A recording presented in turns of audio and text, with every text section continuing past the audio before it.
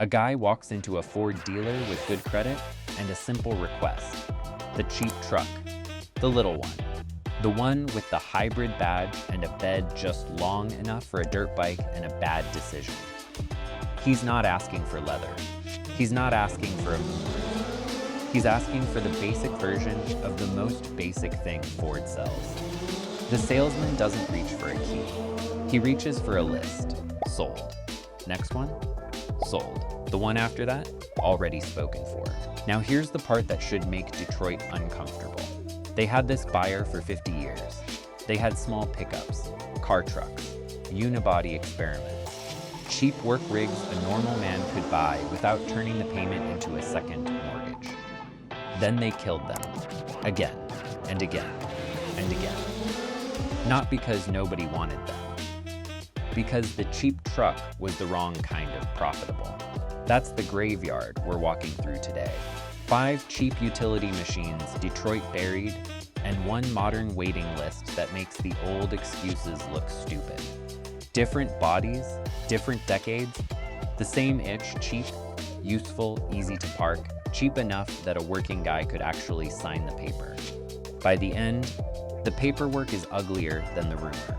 Number 5, the Ford Ranchero. And we need to settle an argument right at the top.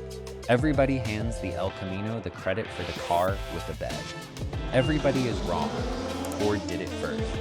In 1957, 2 years before Chevy answered, Ford took a full-size car, cut the back of the roof off, and welded in a bed. Picture the showroom in 57. A thing that looked like a sedan from the driver's door forward, and a pickup from the door back, and a salesman trying to explain to a farmer why he'd want both at once. The El Camino everyone worships? It was the copy. It showed up late. And it wasn't a novelty that fizzled. By the early 70s, you could check the right box and get a Ranchero GT with a 351 Cleveland up front. That's a serious V8 in a body that looked like a grocery getter with a cargo bed. It would haul a load of mulch in the morning and pull alongside a Mustang at a stoplight that afternoon, and leave the Mustang's driver checking his mirror. Same exact trick the El Camino built its whole legend on. Ford just got there first, did it for 22 straight years, and somehow got written out of the story. It died in 1979, and it died the boring way. The mid-size platform it shared got retired, and Ford decided the Ranchero wasn't worth the cost of a new one. No financiation, no send-off. Here's the math that explains everything. Ford beat Chevy by 2 years. Then Chevy outlasted Ford by 8, selling the El Camino all the way to 1987. That's why the copy gets remembered, and the original gets explained in the comments.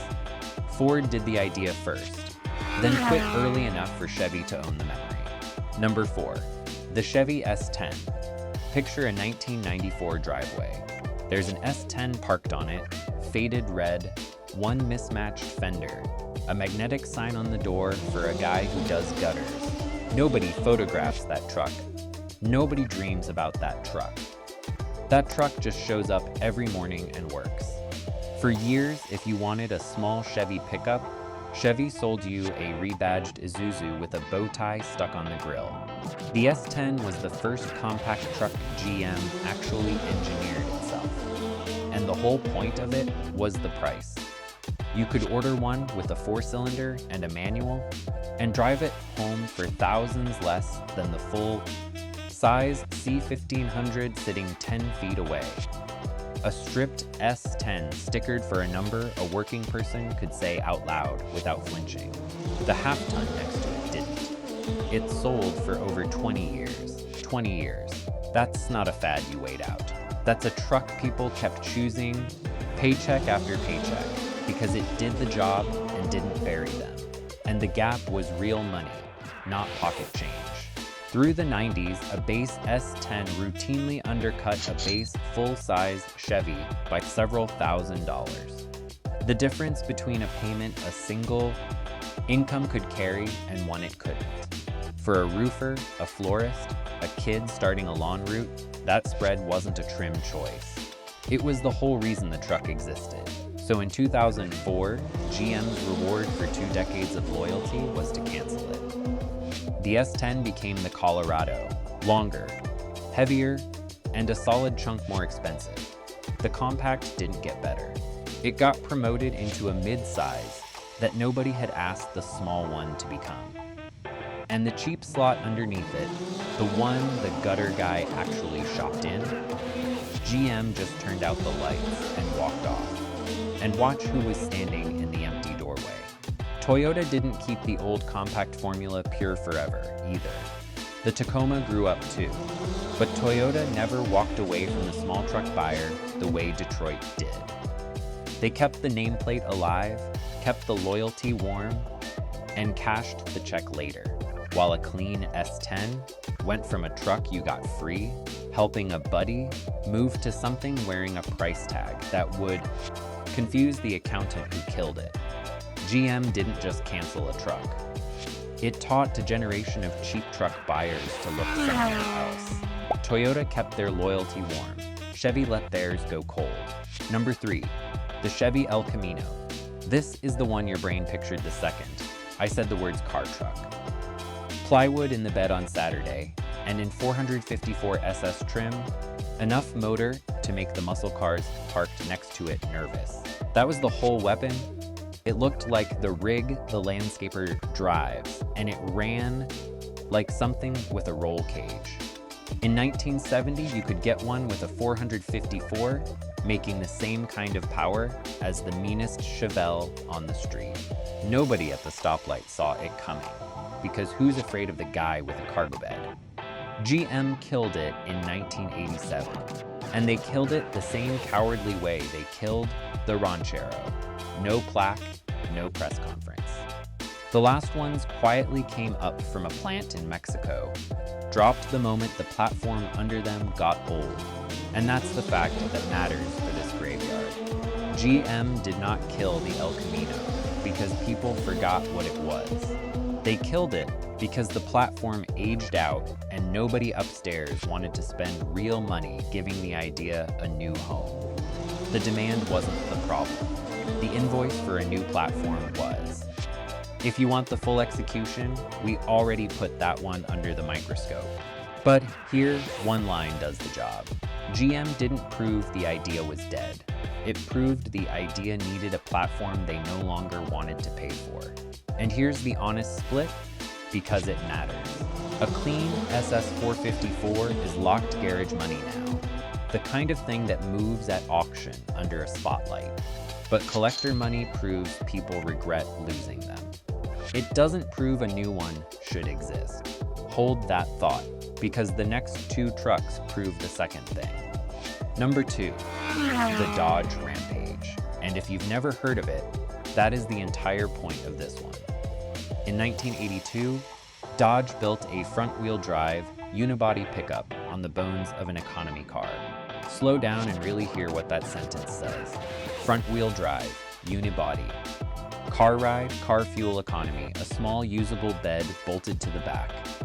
Now picture the truck Ford is making you wait months for today. The Maverick. Dodge built the rough draft of the Maverick in 1982, 40 years before Ford got a parade for inventing it. So why is it a trivia question instead of a legend? The Rampage had the idea everybody praises now. It just had the wrong badge, the wrong year, and a company too broke to fight for it. Chrysler in the early 80s was nearly broke, surviving on a government loan guarantee, triaging which projects got to live. The Rampage got marketed like the company was embarrassed by it. It lasted 3 model years. Barely 37,000 of them got built. For scale, Ford could move more F-150s than that in a strong month. The twin version, the Plymouth Scamp, got exactly 1 year before the plug came out. And think about who was eating their lunch while they fumbled it. The same year the Rampage limped along, the small trucks actually moving off lots were the body-on-frame compacts. The Toyota and the Datsun, simple rear-drive haulers built like hand tools. The Rampage had the better idea. Better ride, better mileage, easier to park. But better idea doesn't sell if the company building it acts ashamed of it in every ad. Dodge didn't miss the future. It touched the future, got scared, and let go. Number 1, the Ford Ranger, the one Ford has to live down. For almost 30 years, the Ranger was the answer when somebody needed a truck and not a personality. Cheap, tough, no drama, no lecture. The truck you bought because it made sense. A first job, a first house, a first kid. There was a Ranger in a lot of those driveways, and it just worked quietly for years.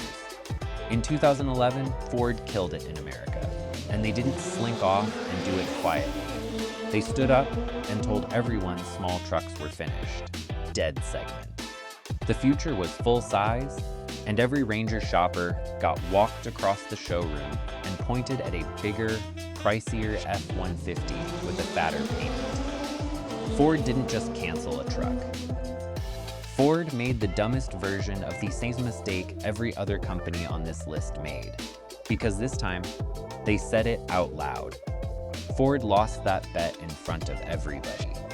And here's the part that's more damning than the segment came back, because it's specific. The segment never actually died. Toyota never left. GM came crawling back with the Colorado and the Canyon. And Ford, after telling buyers to their faces that the cheap truck was dead, had to bring the Ranger name back in 2019. Except bigger and more expensive, because they'd only learned half the lesson. The genuinely cheap slot, the one the old Ranger owned, stayed wide open. So in 2022, Ford finally built the Maverick. Small, unibody, hybrid, starting around 20 grand. A front-wheel drive, economy car-based pickup with a little bed. Stop me if that sounds familiar. Because that's the Dodge Rampage. That's the El Camino's bloodline. That's the exact cheap utility idea Detroit had already built and killed 4 times before Ford slapped a new name on it and called it innovation. It sold out on contact, waiting lists, people putting deposits on a truck they'd never seen in person. Ford could not build them fast enough to keep up with a demand they'd spent a decade swearing didn't exist. So lay them out on the bench. The Ranchero, the S10, the El Camino, the Rampage, the Little Ranger. Different bodies, different decades, the same itch. A useful little machine that didn't need to cosplay as a luxury truck. And the paper trail is not one dramatic murder weapon. It's colder than that. A 25% tariff on imported light trucks. The chicken tax, on the books since 1964. Helped twist the small truck market into a game only the big players could afford to play. Full-size pickups carried fatter margins, so every dealer had a reason to walk a buyer off the cheap truck and onto the bigger payment. A cheap truck still costs real money to build. Crash testing, emissions compliance, tooling, dealer support, parts, warranty, and it earns thin while a loaded F-150 earns fat. And later, the fuel economy math started rewarding a bigger footprint in ways that made small trucks harder to defend on paper than they ever were in a driveway. Here's the ugly version of that one. The rules tie a vehicle's target to its size. So a longer, wider truck gets an easier number to hit than a short, efficient one. Build small and honest, and the regulation punishes you. Build big and thirsty, and it cuts you slack. Detroit read that page, did the math, and quietly stopped fighting for the little guy. The incentive wasn't hidden. It was just easier to follow than to argue with. They didn't lie like villains in a movie. They lied like corporations lie, with product planning, with margin, with dealer incentives, with a straight face while pointing the buyer at the bigger payment. Nobody had to hate the cheap truck. They just had to make more money starving it than building it. Then Ford built the Maverick, and buyers lined up before some of them had even touched one. That's the punchline. The demand was never gone. It was just smaller, cheaper, and less profitable than Detroit wanted. Collecting money proves people regret losing the old ones. The Maverick waiting list proves normal buyers still wanted the idea. Not literally the same old trucks. Nobody needs 1982 crash protection in 2026. I mean the same idea. Small, cheap, honest, useful, and not dressed up like a luxury payment. Detroit had that recipe. They threw it out 5 different ways, then acted surprised when people wanted it back.